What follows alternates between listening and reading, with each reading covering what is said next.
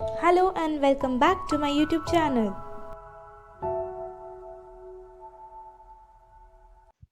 We have seen the format of an informal letter. Now let's see the format of a formal letter.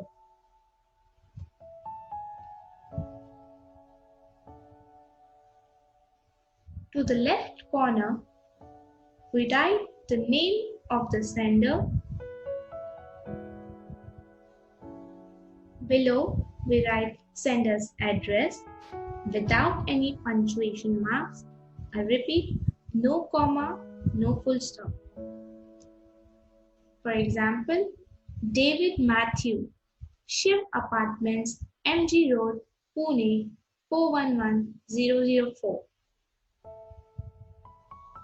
Since this is the new format, please make sure you do not fumble in punctuation. On the next line, we write date in date, month and year format, same as in informal letter, 7th May, 2020, 23rd March, 2021. I am stressing on this part that we need to put a comma after month.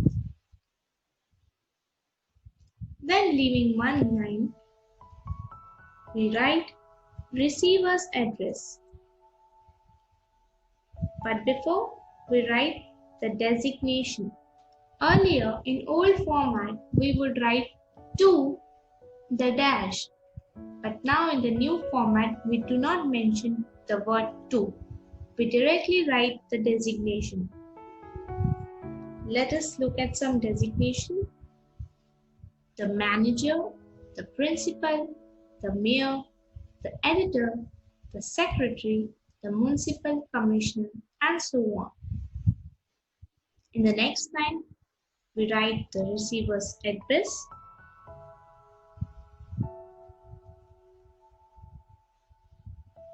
I'm using my own Shiksha Proficient Academy. I'm just using a dummy address, JM Road, Pune 411005.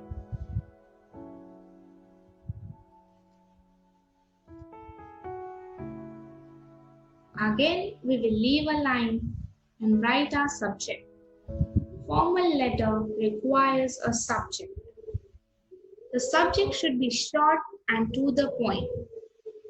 For example, request to build a sports club, complaint regarding nuisance of hawkers, permission for participation in quiz competition, wanton cutting of trees, application for a scholarship.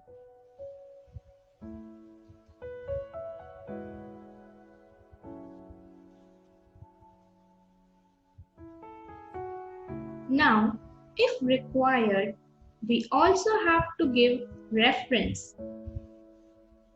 Reference which is needed when you have to respond to a newspaper advertisement. Reference means you would give the source from where you got to know about any job or some offers which you wish to apply for. For example, your advertisement in the Times of India dated 1st May 2020. From the classified columns of Nagpur Daily dated 30th March 2021. So, if you are applying for a job, you might have read it somewhere in some newspaper. So that's what we are mentioning. Their advertisement in so and so newspaper, you can write your own name. Make sure the date that you write in the reference section should be 1 or 2 days prior to the date you are writing the letter. Now you leave one line and then write salutation.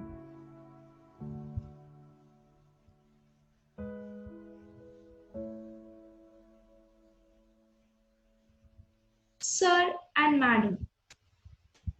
When we write sir and madam, we can write it in a case where you are writing a complaint letter or you are addressing to an editor. We write dear sir or dear madam when we want to seek permission. We write respected principal and or respected teacher in case when you are addressing to your school teacher or your school or college principal. Insert comma after the salutation. Then begin from the next line.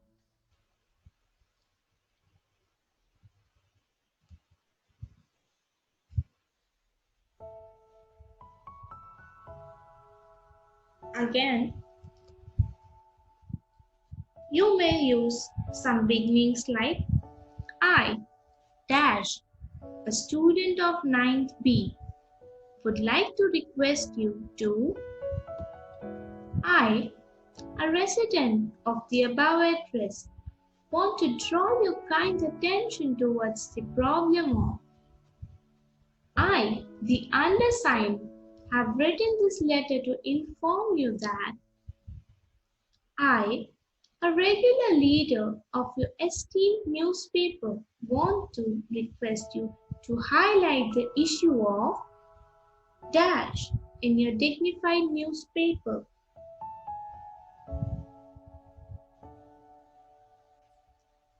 A formal letter should be written in 3 paragraphs. 1, 2, 3. The first paragraph must contain your introduction for the purpose of writing the letter. The second paragraph must have details and suggestions. Third paragraph should be for summarizing, pleading, or asking for favor with a positive note.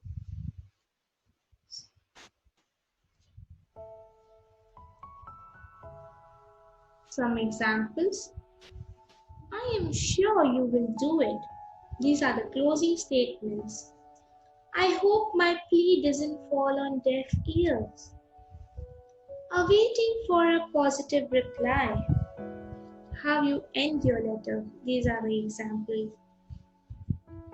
Then end the letter with a thank you note.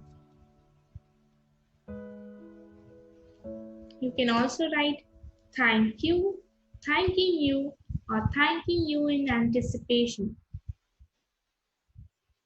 Make sure you keep one line space in between your paragraphs.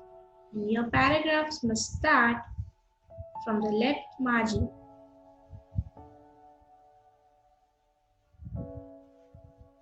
And finally, the closing remark towards the left corner. Yours truly. Sender's full name. Yours sincerely or yours truly, David Matthew. Yours obediently or yours faithfully, David Matthew. Now, when we write sincerely or truly, we write it for other people. But when you mention yours obediently or faithfully, we write it to principal or teacher. After this, mention enclosures in next line. I know it might be new for you. What are enclosures? Enclosures always must be written in the end. Enclosures refer to the other document you wish to attach along with your letter. For example, a copy of dash certificates may be your merit certificate, your passing certificate, or your caste certificate. A photograph of dash, a photocopy of dash. You may attach your photocopy of different certificates, your courses. So when we apply for a job or when we need to attach some proofs or CV, we mention enclosures, all the documents we have attached herewith.